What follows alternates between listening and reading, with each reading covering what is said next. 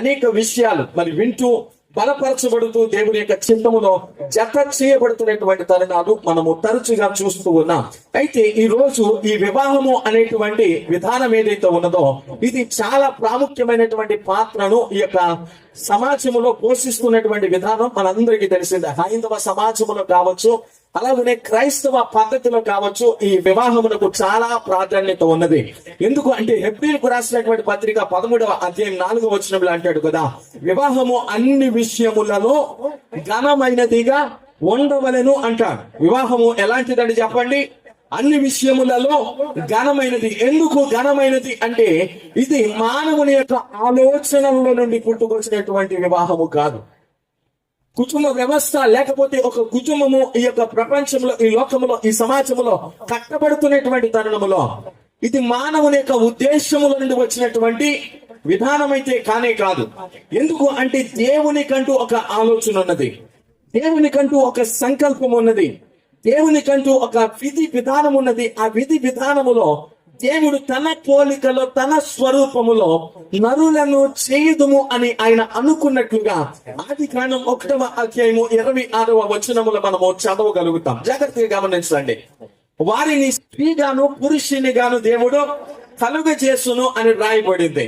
అయితే జాగ్రత్తగా గమనించవలసినటువంటి విషయం ఏమిటి అంటే మొట్టమొదటి వివాహము దేవుని యొక్క పద్ధతిలో, దేవుని యొక్క ఆలోచనలో, దేవుని యొక్క సన్నిధానములో జరిగించబడినట్లుగా మరి బైబుల్ తెలియజేస్తా ఉంది. ఇప్పటికీ కూడా నాటికి చాలా వివాహాలు జరిగించబడుతూ ఉన్నాయి. అనేక మంది మరి దేవుని యొక్క చిత్తములో జతపరచబడుతున్నారు.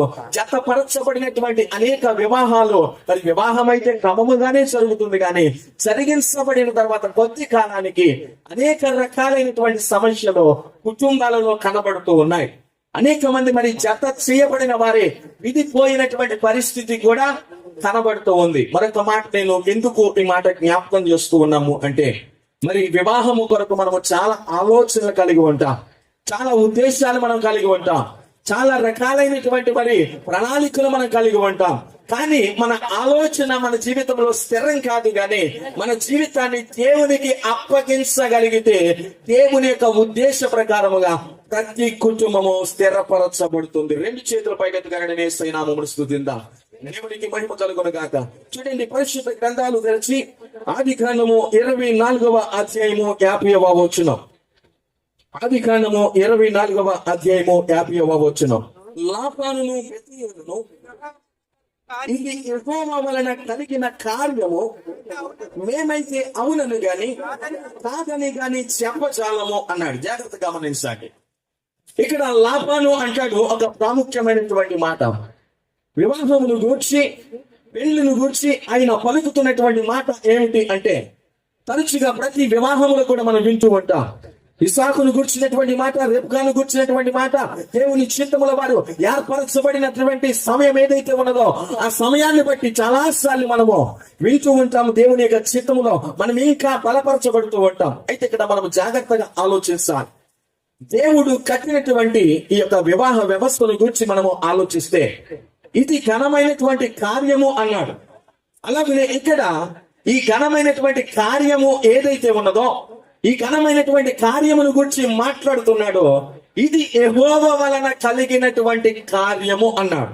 ఎవరి వలన కలిగిన కార్యం? దేవుని వలన కలిగినటువంటి కార్యం అనేటువంటి విషయాన్ని మొట్టమొదటిగా మనం గమనించాలి. చాలాసార్లు మనం అనుకుంటాం ఏదైనా వివాహ వ్యవస్థలో మనము కొంత బాధ్యత వహించినప్పుడు ఇరు కుటుంబాలను మనము దగ్గరకు తీసుకొని వచ్చి పెళ్లి సంబంధాలను గురించి మనం మాట్లాడేటప్పుడు చాలా సార్లు అనుకుంటాం పెళ్లి చేసింది ఎవరో మేమే అంటాం. జాగ్రత్త గమనించా. చాలా సార్లు ఈ విధమైనటువంటి పదజాలాలు మనము తరచుగా వాడుతూ ఉంటాం. కానీ వివాహము అనేది దేవుని యొక్క సంకల్పము చొప్పున నిర్ణయించబడింది. దేవుని యొక్క విధిలో, దేవుని యొక్క ఆలోచనలో అది నిర్ణయించబడింది. నిర్ణయించబడిన దానికి కర్త కర్మ క్రియ ఎవరండి చెప్పండి? మనము ఆరాధిస్తున్నటువంటి దేవుడు. రాయబడుతున్న మాట ఏమిటి అంటే లాభాలు అంటారు కదా, ఇది యెహోవా వలన కలిగిన కార్యము మేమైతే అవునని గాని కాదని గాని చెప్పజాలము అన్నాడు. జాగ్రత్త గమనించాలి.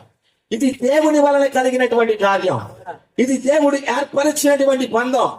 మరి రెబ్కాను ఇస్సాకు కొరకు సిద్ధపరుస్తున్నటువంటి తరుణంలో మరి ఆమెను గూర్చి రాయబడినటువంటి మాట, గురించి రాయబడినటువంటి మాట, ఆమె మిక్కిలి చక్కనిది అని రాయబడింది.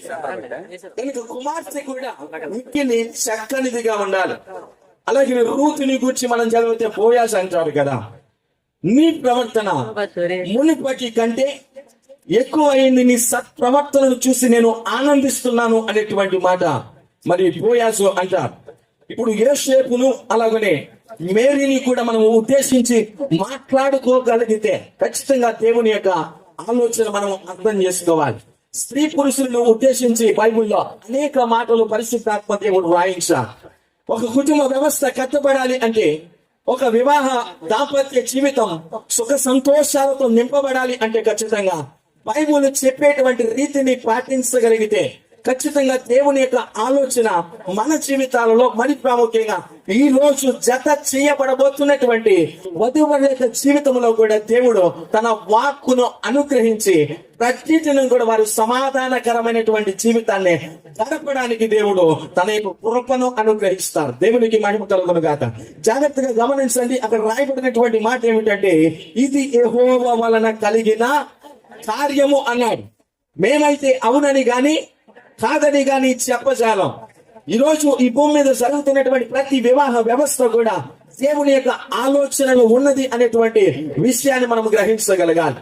అయితే దేవుడు మొట్టమొదటిగా ఈ యొక్క వివాహ వ్యవస్థను ఎందుకు ప్రారంభించారు అంటే, తన పోలికలో తన స్వరూపములో నరుని కలుగ చేసిన తర్వాత ఆదికాండము 2వ అధ్యాయం గమనించండి, 2వ అధ్యాయము 18వ వచనాన్ని మనము చదవగలిగితే అక్కడ రాయబడినటువంటి మాట ఏమిటి అంటే, నరుడు ఒంటరిగా ఉండుట మంచిది కాదు, వానికి సాటి అయిన సహాయమును వాని కొరకు చేయుదుననుకొనెను అన్నాడు. జాగ్రత్త గమనించాలి. నరుడు ఎలా ఉండుట మంచిది కాదని చెప్పండి, ఒంటరిగా ఉండుట మంచిది కాదు అన్నాడు. అంటే వివాహ వ్యవస్థను గురించి మనము ఆలోచిస్తున్నటువంటి తరుణంలో ఇప్పటి వరకు కూడా తన తల్లి గర్భమున పుట్టినది మొదలుకొని పెళ్లి కుమారుడు గాని పెళ్లి కుమార్తె గాని ఎవరైనప్పటికీ మరి తన యొక్క తల్లి గర్భమున పుట్టినది మొదలుకొని యవన దశలోనికి అడుగు పెట్టేంత వరకు కూడా, మరి ప్రాముఖ్యంగా ఈ యొక్క వివాహ వ్యవస్థలోనికి అడుగు పెట్టేంత వరకు కూడా ఒంటరితనాన్ని అనుభవిస్తూ ఉంటారు. జాగ్రత్త గమనించాలి. ఒంటరితనాన్ని అనుభవిస్తూ ఉంటారు. విధానాలు వేరుంటాయి, ఆలోచనలు వేరుంటాయి, నడవడిక వేరుగా ఉంటుంది. అయితే ఎప్పుడైతే ఈ యొక్క వివాహ వ్యవస్థలో పాల్గొంటారో, దేవుని యొక్క చిత్తములో జత చేయబడడానికి వారు సిద్ధపడతారో అక్కడి నుండి ఆలోచన మారాలి. జాగ్రత్త గమనించాలి. రాయబడినటువంటి మాట, నరుడు ఒంటరిగా ఉండుట మంచిది కాదు అన్నాడు. జాగ్రత్త గమనించండి. చాలా మంది దైవజనులు కూడా బోధిస్తూ ఉంటారు, ఒంటరిగా ఉంటే ఏమైపోతాడని చెప్పండి. నేడు సమాజంలో ఉన్న పరిస్థితులను బట్టి, నేడు మనము ఎదుర్కొంటున్నటువంటి పరిస్థితులను బట్టి ఒంటరిగా ఉంటే ఏమైపోతాడు చెప్పండి, తొంటరి వాడు అయిపోతాడు అని సహజంగా మాట్లాడుతూ ఉంటాం. కానీ పరిశుద్ధ గ్రంథాన్ని మనము ఆలోచిస్తే, మొట్టమొదటిగా దేవుడు తన పోలికలో చేయబడినటువంటి ఆదామును గురించి ఈ మాటను రాస్తూ ఉన్నాడు.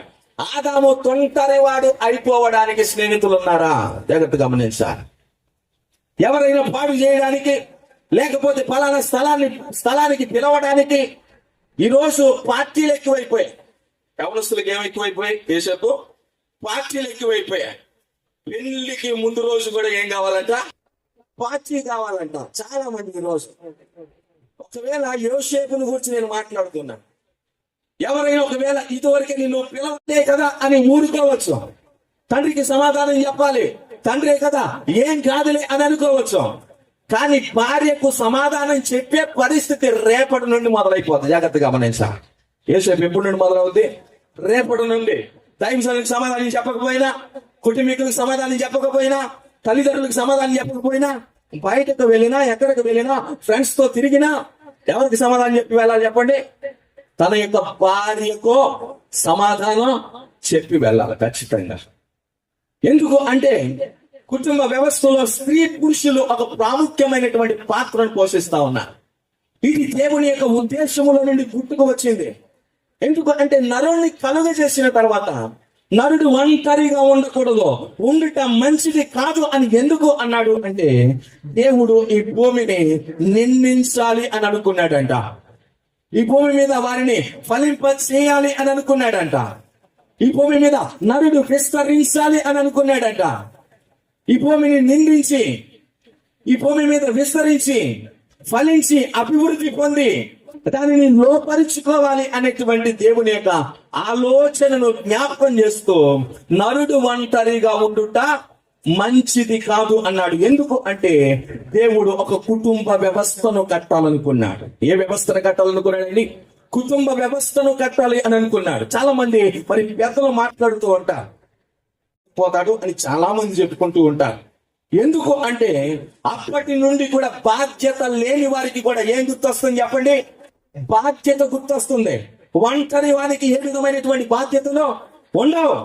ఒంటరిగా గడుపుతున్నటువంటి జీవితం ఏదైతే ఉన్నదో ఆ జీవిత విధానంలో ఆలోచిస్తే నేనుగానే బ్రతుకుతున్నాను కదా, ఇతరుల మీద ఆధారపడట్లేదు కదా, లేకపోతే నా మీద ఎవరు ఆధారపడి గడపడం లేదు కదా అని బాధ్యత లేకుండా బ్రతికేటువంటి జీవితాన్ని కలిగి ఉంటాడు.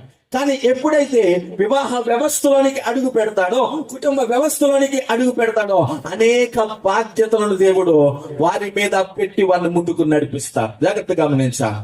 నరుడు ఒంటరిగా ఉండుట మంచిది కాదు అన్నాడు. చూడండి, మరొక లేఖన భాగాన్ని నేను జ్ఞాపకం చేస్తాను. ప్రసంగి గ్రంథం అధ్యాయము 7వ వచనం. ప్రసంగి గ్రంథం 4వ అధ్యాయము 7వ వచనాన్ని చదువుకుందా. నేను ఆలోచింపగా వ్యర్థమైనది మరి ఒకటి నాకు కనబడెను. ఒంటరిగానున్న ఒకడు కలడు, అతనికి జతగాడు లేడు, కుమారుడు లేడు, సహోదరుడు లేడు. ఆయనను అతడు ఎడతెగక కష్టపడును. అతని కన్ను ఐశ్వర్యము చేత తృప్తి పొందదు. అతడు సుఖమునది నెరుగక ఎవరి నిమిత్తము కష్టపడుచున్నానని అనుకొనడు. ఇది వ్యర్థమైనది, బహు చింత కలిగించును. ఇద్దరి కష్టము చేత ఉభయులకు మంచి ఫలము కలుగును గనుక వంటిగాడ ఇండుట కంటే ఇద్దరు కూడి ఇండుట మేలు అన్నాడు. జాగ్రత్తగా గమనించండి. ఇక్కడ రాయబడినటువంటి లేఖన భాగము యొక్క సందేశాన్ని, సారాంశాన్ని మనం అర్థం చేసుకుందాం. మరి ప్రసంగి భక్తుడు అంటున్నాడు, సమస్తం వ్యర్థము అని వ్రాసుకుంటూ ఆయన మాట్లాడుతున్నటువంటి విధానాలు ఈ ప్రసంగి గ్రంథములు మనకు తరచుగా కనబడుతూ ఉంటాయి. సూర్యుని కింద జరిగేదంతా కూడా ఏమిటని చెప్పండి? వ్యర్థమే. ఒకవేళ ఈ మాట నేను చెప్పాను అనుకోండి, యోసేపు వెంటనే అంటాడు, అంతా వ్యర్థమైతే ఎందుకండి ఈ వివాహము? జాగ్రత్తగా ఉండండి సార్. అంతా వ్యర్థమైతే ఎందుకండి ఈ కుటుంబ వ్యవస్థ? అంతా వ్యర్థమైతే ఎందుకండి ఈ పిల్లలు? అంతా వ్యర్థమైతే ఎందుకండి ఈ తల్లిదండ్రులు? అనేటువంటి ఆలోచన మనకు తరచుగా వస్తూ ఉంటుంది. అయితే ఆది కాండం ప్రారంభంలో దేవుడు మాట్లాడినటువంటి మాట, నరుడు ఒంటరిగా ఉండుట మంచిది కాదు అని వానికి సాటి అయినటువంటి సహాయాన్ని సమకూర్చారు. తర్వాత ఇక్కడ మనం చదువుతున్నటువంటి తరుణములో ఒకవేళ ఎవరైనా ఒంటిగా ఉన్నారేమో, ఒంటిగా కాలాన్ని గడిస్తున్నారేమో, ఒంటిగా జీవితాన్ని ముందుకు కొనసాగిస్తున్నారేమో, ఒంటరి ప్రయాణాన్ని కొనసాగిస్తున్నారేమో, వారు కష్టపడతారంట. కష్టపడి ఆ కష్టమునప్పుడు తగినటువంటి ఫలాన్ని అనుభవించలేకపోతారండి. జాగ్రత్తగా గమనించా. చాలా మంది ఈ రోజు ఒంటరి ప్రయాణాన్ని కొనసాగిస్తా ఉన్నారు, ఒంటరి బ్రతుకును గడిపేస్తా ఉన్నారు. అయితే మేము ఎవరి కొరకు బ్రతుకుతున్నాం? ఎవరి క్షేమం కొరకు మేము బ్రతుకుతున్నాం అనేటువంటి ఆలోచన వారికి ఉండదు అనేటువంటి మాట ఇక్కడ జ్ఞాపకం చేస్తున్నాడు. నేను ఆలోచింపగా వ్యర్థమైనది మరి ఒకటి సూర్యుని క్రింద నాకు కనబడెను. ఒంటరిగానున్న ఒకడు కలడు, అతనికి జతగాడు లేడు అన్నాడు. జాగ్రత్తగా గమనించాలి. ఎవరు లేరని చెప్పండి? జతగాడు లేడు. ఒకవేళ మీరు ఒంటరితనాన్ని ఎప్పుడైనా అనుభవిస్తే ఈ మాటలు మీకు అర్థమవుతాయి. ఒంటరి బ్రతుకును ఎప్పుడైనా మీరు గడిపితే మీకు ఈ యొక్క మాటలు అర్థమవుతాయి. జాగ్రత్తగా గమనించండి. ఎప్పుడు మనకు భయం పుట్టుకొస్తుందండి? ఒంటరిగా ఉన్నప్పుడే. ఏదైనా ఒక దూర ప్రాంతానికి వెళ్ళాలైనా, మరి ఒక ప్రాంతం నుండి ఒక ప్రాంతానికి ప్రయాణించేటువంటి తరుణములో చాలా సార్లు మనకు ఎక్కడే లేని భయాలు పుట్టుకొచ్చేస్తాయి. ఎక్కడికి వెళ్ళినా మనకి ఏం కావాలి చెప్పండి? తోడు కావాలి. ఎవరు కావాలి చెప్పండి? తోడు కావాలి. అప్పటి వరకు స్నేహితులు పిలుస్తూ ఉంటాం, నీవు నాకు తోడుగా రాగలవా? అప్పటి వరకు తల్లిదండ్రులు పిలుస్తూ ఉంటాం, మీరు మాకు తోడుగా రాగలరా? అప్పటి వరకు బంధువులు పిలుస్తూ ఉంటాం, మీరు మాకు తోడుగా రాగలరా అని. అయితే దేవుని యొక్క ఆలోచన ఏమిటి అంటే, నరునికి సాటి అయినటువంటి సహాయమును అనగా నారీని దేవుడు ఏర్పరిచినటువంటి విధానాన్ని మనం జాగ్రత్తగా ఆలోచించాలి. ఒంటరిగా ఉన్నవాడు, చెత్తగాడు లేకుండా వేదన పడుతున్నాడు అనేటువంటి విషయాన్ని అక్కడ జ్ఞాపకం చేస్తూ అతడు ఏం చేస్తున్నాడు? ఎడతెగక కష్టపడుతున్నాడంట. ఏం గుణం కలిగి ఉన్నాడు చెప్పండి? కష్టపడుతున్నాడంట, ఎడతెగక కష్టపడుతున్నాడంట. యోసేపు కూడా మరి అతడు కూడా ప్రతిదినం కూడా కష్టపడేటువంటి పరిస్థితి, కష్టపడేటువంటి విధానం మనకు తెలుసు. నిజంగా దేవుని యొక్క చిత్తములో పెరుగుతున్నటువంటి కుమారుడు, దేవుని యొక్క ఉద్దేశంలో పెరుగుతున్నటువంటి కుమారుడు. అయితే ఎడతెగక కష్టపడుతున్నటువంటి విధానము ఇక్కడ రాయబడింది. అయితే కష్టపడుతున్నాడు కానీ ఏం అనుభవించట్లేదని చెప్పండి? సుఖము అనుభవించట్లేదంట. ఎవరి నిమిత్తము కష్టపడుచున్నారో అర్థం కాలేనటువంటి పరిస్థితి గనుక బహుచింతపడుతున్నాడంట.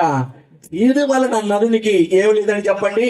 మేలనేదే లేదు అనేటువంటి విధానము ఇక్కడ రాయబడింది. దేవునికి మహిమ కలుగును గాక. జాగ్రత్తగా గమనించాలి. ఇది దేవుని యొక్క ఆలోచన, ఇది దేవుని యొక్క ఉద్దేశము. నరుడు ఒంటరిగా ఉంటే నరుని యొక్క జీవితంలో అనేక రకాలైనటువంటి ఆలోచనలు వస్తాయి. దేవునికి దూరం అయిపోయేటువంటి పరిస్థితుల్లో, లోకానికి దగ్గర అయిపోయేటువంటి పరిస్థితుల్లో, కుటుంబ వ్యవస్థలనికి అడుగు పెట్టకుండా ఎంత కష్టపడినా ఎవరి కొరకు కష్టపడుతున్నామో అర్థం కాలేనటువంటి పరిస్థితి. ఇప్పటి వరకు కూడా యోసేపు ఒకవేళ ఎప్పటి వరకు కష్టపడవచ్చు, కానీ చాలా సార్లు ఆయనకు అనిపిస్తుంది ఎంత కష్టపడుతున్నాను కదా, ఎవరి కొరకు కష్టపడుతున్నాను. కానీ ఇక మీద అనుకుంటాడు, రూపాయి కష్టపడిన తర్వాత రూపాయి పక్కన వేసి తన యొక్క భార్య చేతికి అప్పగించాలి అనేటువంటి ఆలోచన ఎప్పటి నుండి ప్రారంభం అవుతుందండి? ఈ రోజు నుండి ప్రారంభం అవుతుంది. రూపాయి తీసుకొని తన భార్యకు ఇవ్వాలి అనేటువంటి ఆలోచన. ఒకవేళ ఎవరైనా మళ్ళాంటి వాళ్ళు వచ్చి ఒక 10,000 రూపాయలు అప్పడిగినా ఇచ్చే పరిస్థితి ఉండదు. ఎందుకు అంటే తనకంటూ ఒకరు ఉన్నారు అనేటువంటి ఉద్దేశం ఎప్పటి నుండి కలుగుతాయి. తనకంటూ ఒకరు ఉన్నారు అనేటువంటి ఆలోచన, తన కొరకు దేవుడు వేరొక వ్యక్తిని సృష్టించాడు అనేటువంటి ఆలోచన. ఎందుకు అంటే పురుషుడును స్త్రీని వేరుగా లేరు అని బైబిల్ చెప్తా ఉంది. పురుషుడును స్త్రీని ఎలా లేరంటే చెప్పండి? వేరుగా లేరు, వారు ఏక శరీరమైందురు. కనుక తన తల్లిని తన తండ్రిని విడిచి వారు ఒకరిని ఒకరు హత్తుకుంటారు, వారు ఏక శరీరమై ఉంటారు అనేటువంటి విధానము బైబిల్ జ్ఞాపకం చేస్తా ఉంది. అయితే దైవజనులు బోధించారు ఇందాకనే స్త్రీ పురుషుల గురించి, వారికి ఉండేటువంటి బాధ్యతలు.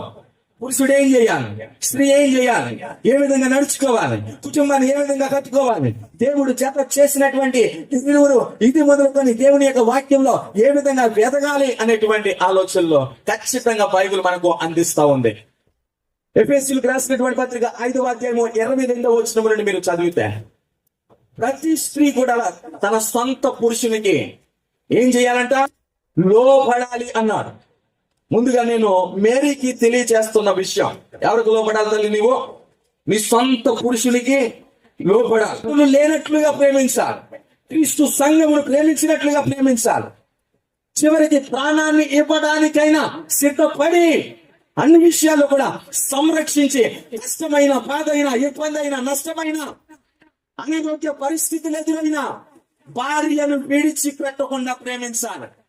ఇక్కడ ఆగుదాం, అంతా గమనించాలి. నేను ముగించేస్తున్నాను, ఇక్కడ ఆగుదాం. పురుషుడు ఏం చేయాలి? తన సొంత భార్యను ప్రేమించాలి. వారిద్దరూ ఏక శరీరం అయ్యుందురు. ఈ చివరి మాట నేను చెప్పకపోతే రేపన్న తర్వాత ఖచ్చితంగా కుటుంబంలో సమస్య వస్తుంది. ఎందుకో తెలుసా? తర్వాత రాయబడినటువంటి మాటలు ఏమిటి అంటే, దేవుడు నరుడు ఒంటరిగా ఉండటం మంచిది కాదు, వారి ఏక శరీరం అయ్యుందురు, తన తల్లిని తండ్రిని విడిచి అన్నాడు. జాగ్రత్తగా గమనించాలి. ఎవరిని విడిచి చెప్పండి? తల్లిని తండ్రిని. ఇప్పుడు దైవజనులు ప్రేమించమన్నారు కదా అని చాలా మంది ఏం చేసేస్తున్నారంటే తల్లిని విడిచిపెడుతున్నారు, తండ్రిని విడిచిపెడుతున్నారు. వారిరువురిని విడిచిపెట్టి ఏం తెచ్చుకున్నా వీళ్ళిద్దరికే. రేపు అన్న తర్వాత ఏదైనా ఆలోచన చేస్తే వీరిరువురే మూడవ మనిషిని దైవజనులు రానివద్దన్నారు కదా అని తల్లిదండ్రులకు కూడా చోటు ఇవ్వలేనటువంటి పరిస్థితి కనబడతా ఉంది. కానీ పరిశుద్ధ గ్రంథాల్లో రాయబడినటువంటి మాట ఏమిటి అంటే, నీవు దీర్ఘాయుష్మంతుడగునట్లుగా నీ తల్లిని నీ తండ్రిని సన్మానించాలి అన్నాడు. యోసేపుతో చెప్తున్నాను, నీ 100 ఏళ్ళు బ్రతకాలంటే ఎవరైనా ఆశీర్వదిస్తే ఎలా ఆశీర్వదిస్తారు?